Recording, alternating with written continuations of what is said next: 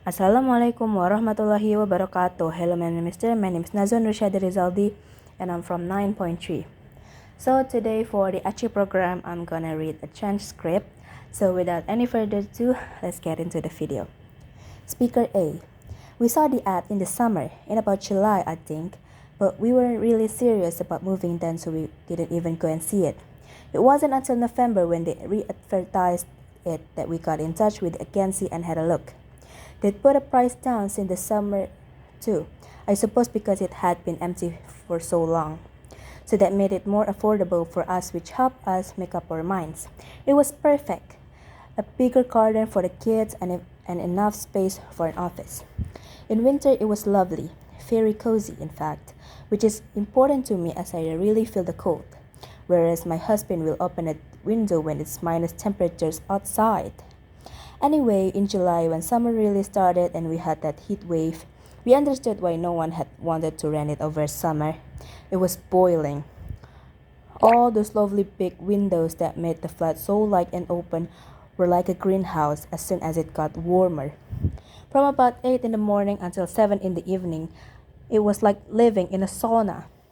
We couldn't stand being at home, and weekends were especially bad. No air conditioning, of course. If only we'd gone to see it when it was first advertised in July, we'd never have moved in. Speaker B. I always rent apartments when I go on holiday rather than staying in hotels. Hotels are so impersonal, aren't they? This way you get to feel like you really live in the place you're visiting. It's the first time I've done it the other way around, though, and rented out my place. But it seems like a good way of making some extra money. The website is really easy to use, and they only charge 5% commission, which is lower than a lot of the other holiday rental sites. It's all about the photos and the reviews. Get the photos right and the place can look really upmarket and spacious. But you don't want to make it look too much better than it really is, or you end up with a bad review.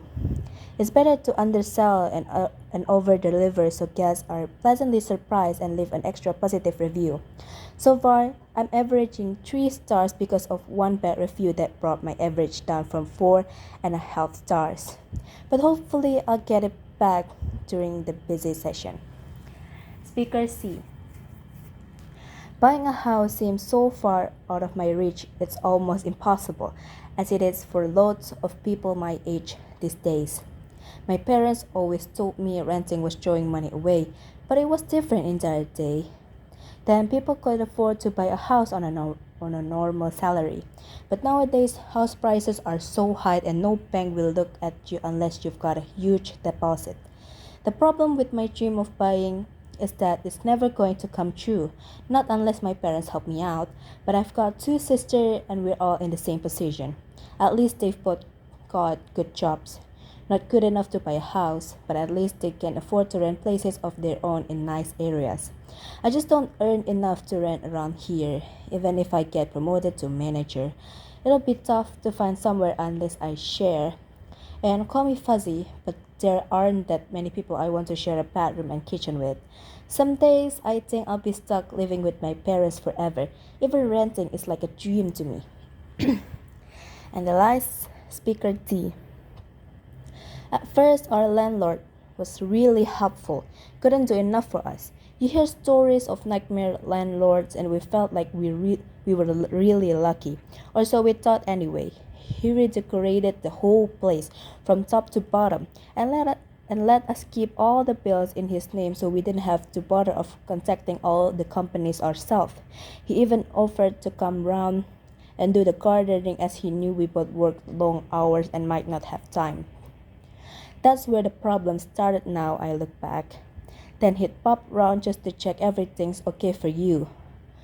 Once a month, then twice a month. Soon he was coming every week with some excuse or other. In the beginning we'd invite him in for tea, but it was only encouraging him. So when we realized, we tried to have the conversation on the doorstep instead. It got so bad we pretended to be on our way out if we saw him coming up the path. We'd grab our coats and walk around the block until he'd gone. I don't know if he was just lonely or just didn't trust us not to ruin his precious house.